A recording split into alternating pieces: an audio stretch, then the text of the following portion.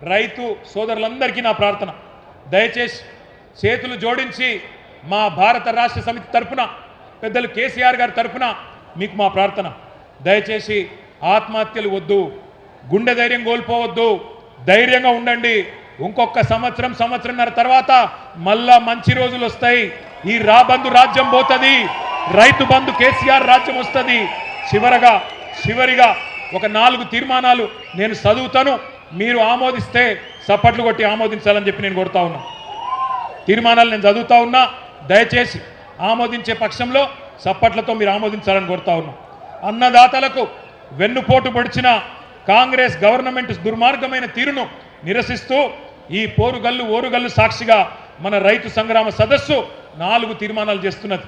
మొదటిది, రాష్ట్రంలో కాంగ్రెస్ రాబందు పాలన వల్ల ఈ 2.5 ఏళ్లలో బలైన 1000 మందికి పైగా రైతన్నల ఆత్మకు శాంతి చేకూరాలని ఈ సభ తీవ్ర సంతాపం తెలియజేస్తూ రోడ్డున పడ్డ వారి కుటుంబాలను ఒక్కొక్క కుటుంబానికి 10 లక్షల రూపాయల చొప్పున నష్టపరిహారం ఇచ్చి ఆదుకోవాలని తీర్మానం చేస్తున్నది.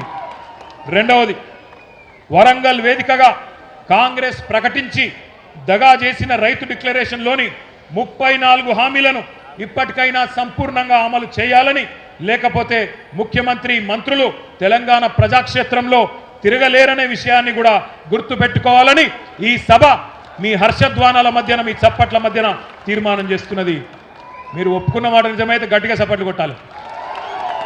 రాష్ట్ర వ్యాప్తంగా కొనుగోలు కేంద్రాల దగ్గర నెల రోజులుగా పడిగాపులు పడుతున్న లక్షలాది మంది రైతుల పక్షాన అన్ని పంటలను బీఆర్ఎస్ ప్రభుత్వం ఎట్లయితే ఎసొంటి ఆంక్షలు లేకుండా, ఎసొంటి కండిషన్ లేకుండా మక్కలు కావచ్చు, వరి కావచ్చు, జొన్నలు కావచ్చు, పత్తి కావచ్చు, శనగలు కావచ్చు, ఇంకా ఇతర పంటలు కావచ్చు, ఎలాంటి ఆంక్షలు లేకుండా, ఎలాంటి కొర్రీలు లేకుండా బీఆర్ఎస్ ప్రభుత్వం మాదిరిగానే కొనుగోలు చేయాలని, 500 బోనస్ను కూడా వెంటనే ఇవ్వాలని చెప్పి కూడా ఈ సభ మీ చప్పట్ల మధ్యన 3వ తీర్మానం చేస్తున్నది.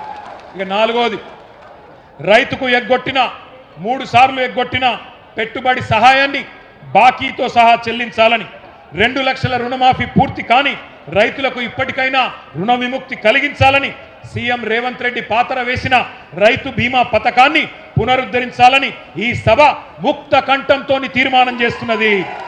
పంపిద్దామా ముఖ్యమంత్రికి తీర్మానాలు? పంపిద్దామా? నేను చివరగా ఒక మాట చెప్తున్నా, రేవంత్ రెడ్డి, ఎక్కువ రోజులు దాక్కోలేవు కొడక. వరి పంట మక్కలు కొంటవా? 70 లక్షల మంది రైతుల చేతుల్లో తన్నులు తింటవా? తేల్చుకో. తప్పకుండా రాబోయే రోజుల్లో అష్టదిగ్బంధం చేస్తాం.